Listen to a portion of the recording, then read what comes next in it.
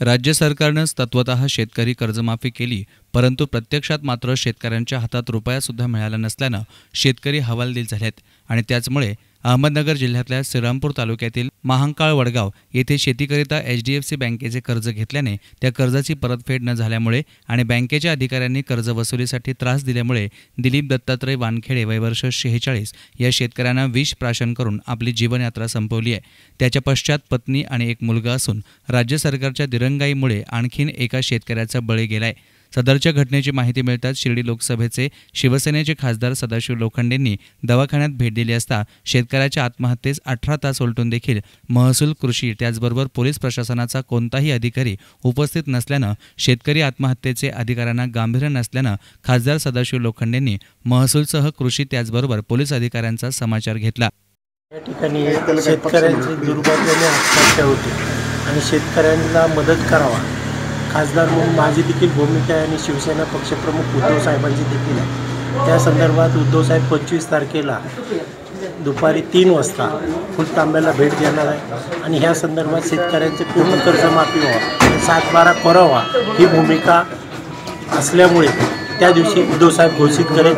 ह्या आत्महत्या झालेल्या आहेत त्या शेतकऱ्यांना जो अन्याय झालेला आहे त्याला आम्ही मदत करण्याची भूमिका खासदार म्हणून राहणार। आपण इथं आल्यापासून जी प्रशासनामधली जी त्रुटी काही दिसून आल्या आहेत किंवा वेळेला 12 तास उलटून दे की PM झाला नाही किंवा अधिकारी तिथे जमा झालेले नाहीत, त्या संदर्भात आपण आढावा घेतला आहे। या संदर्भात आपण काय करणार आहोत? या ठिकाणी पोलीस स्टेशनचे जे ड्युटी ऑफिसर आहे त्यांच्यावर फौजदारी त्यामध्ये कायद्याचूर कारवाई करावी। ड्युटी ऑफिसर आहे त्या पोलीस स्टेशनचा सिनियर आहे, या ठिकाणी निष्काळजीपणा दाखवला त्या संदर्भात शासकीय नियमानुसार त्यांच्यावर कठोर कारवाई केली जाईल।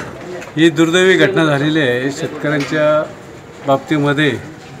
बँकेमध्ये काल गेले असं मला समजलं आणि त्या बँकेत गेल्यामुळे बँकेच्या अधिकाऱ्यांनी त्यांना काहीतरी बोलले आणि बोलल्यामुळे त्यांना मनस्ताप झाला आणि मनस्ताप झाल्यामुळे हा प्रकार झाला असं मला त्यांच्या गावातून अशी माहिती मिळाली। परंतु हे सगळं झालं असताना सुद्धा पुढची कारवाई मी PI यांना फोन केला होता आणि डॉक्टर जगधने त्यांनाही फोन केला, रात्रीच फोन केला होता सरांना मी।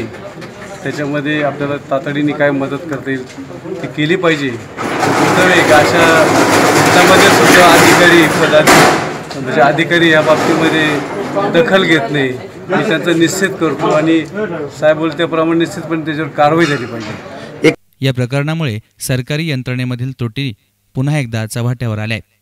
दत्तात्रय वानखेडे राहणार महांकाळ वडगाव आणि त्यांनी श्रीरामपूर HDFC बँकेचं लोन घेतला होता आणि तो लोन घेतल्यानंतर त्याचं कर्ज थकीत झालं, त्याच्याकडून फिटलं नाही जिरायती जमीन असल्यामुळं आणि मग ते साहेब यायचे त्याच्यामुळं तो परवा बी नोटीस आल्यानंतर बँकेत जाऊन आला होता आणि कोणी म्हणलं की ते कर्ज आता तुला भरावंच लागेल बा।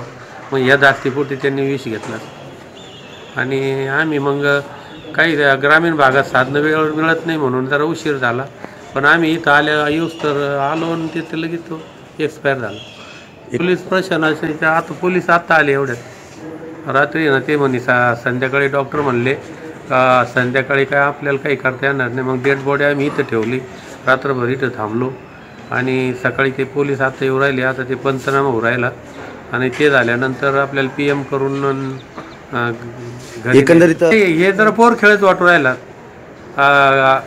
कर्जमाफी म्हणजे काहीतरी एक गाजर आहे आणि त्याच्यावर राजकारण चाललं, वेगवेगळ्या पक्षाचं राजकारण सुरू झालं, त्याच्यामुळे शेतकऱ्याच्या हातावर काहीच पडणार नाही असं एक चित्र समोर आहे नजरेपुढं। News reporter Jayesh Sawant, SN media, Shrirampur.